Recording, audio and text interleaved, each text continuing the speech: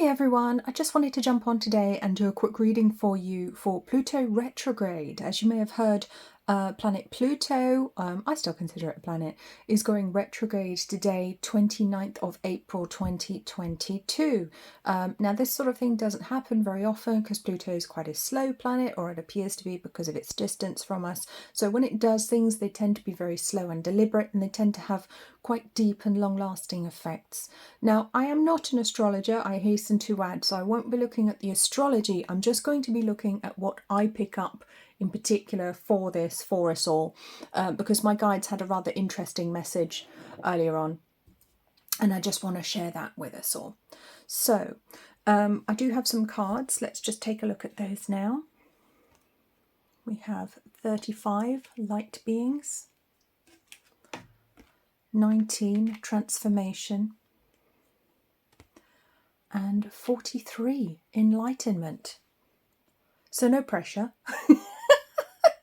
But it does very much feel like our whole spiritual life is really about to take a big step forwards. I think those of us particularly who consider ourselves to be spiritual or working on our spirituality, whatever that is, and it doesn't matter if you're part of an organised religion or not, or if you're just working on your own individual spirituality, this is really coming into focus now with Pluto going into retrograde. And there's a reminder there to remember who we truly are, that we are these light beings. You know, we exist on Earth in physical form because our molecules, our atoms are vibrating at a slower rate, so we appear to be physical right now. So I appear to have hands, but they're not really real. They're no more or less real than the more subtle aspects of the body.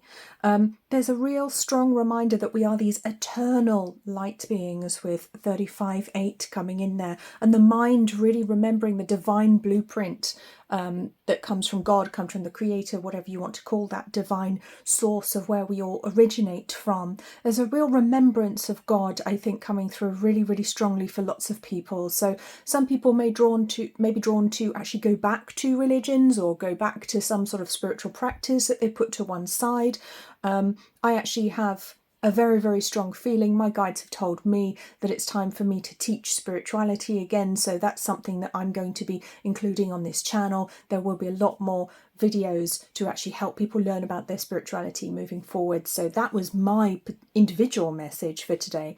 That may be the case for you as well if you're a spiritual teacher, you know, if you're a preacher, or it doesn't matter what the religion is or what the system of beliefs is, to be honest. You know, you could be teaching shamanism, modern witchcraft. It really doesn't matter. But there is a remembering that the occult is coming back forwards. It's almost like the occult is coming out of the shadows. That's what I sense with this Pluto retrograde. Very, very powerful and incredibly transformative off the back of this 19 2. No, Helen. Interesting that I said that, because there must be some 2 energy in there, otherwise I wouldn't have said that. Sometimes the numbers just come out of me randomly. If you've ever seen me do numerology, it's interesting how they come forwards. So I'm going to put the 2 in there. I'm going to honour what I was given. But that would be actually 19-10-1 normally, but the energy of 2 is coming through very strongly this year, and I did talk about this on the 222222 portal back in February. If you haven't seen that video, I will link above so you can check it out. That was a very, very big shift for everybody, and subsequently we're now in this new energy where Pluto is going retrograde, and we are being reminded about our spirituality. And I think on a bigger scale as well, the whole human race obviously is being reminded that they're spiritual beings, that they're light beings, but there's also a great remembering, which I feel will begin now, a great remembering of who we truly are, where we come from, why we're here on this earth, and that the silly, petty, little matters that we concern ourselves with on Twitter really don't matter when we remember that we are all one, we're all connected, we're all brothers and sisters, you know, we are all family. There is no need for us to fight. In fact, it's stupidity. It's ludicrous. There's really no need. There is enough for everybody. We are far bigger and far more important than the people who call themselves authority figures or people who believe they are in charge of us would like us to believe. So as there is this huge transformation, this huge remembrance coming through here, and it's coming through with an energy of judgment as well, of people who have hidden these things from us. Interesting that each card here actually has planet Earth on it.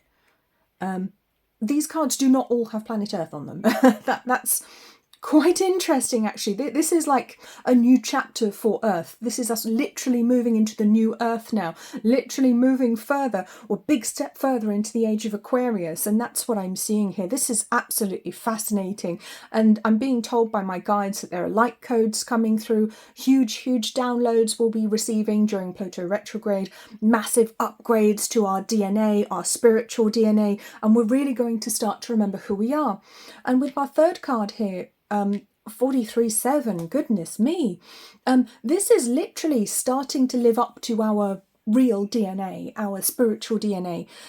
This is the blueprint guiding matter. So I feel we may start changing on a physical level, on a physiological level, as well as the level of the mind, emotions and spirit as well, but certainly of the mind. That is particularly important here. This is a very creative time where we will be getting back into contact with that very creative, powerful part of the mind that can command energies, that can manifest very easily, that knows who we really are. It's a very high mind. It's the Icarus mind. It's not the lower mind, not the monkey mind, not the what we might call the ego, the lower mind that is petty and tries to work everything out with its so-called logic and refuses to believe that anything it can't see exists.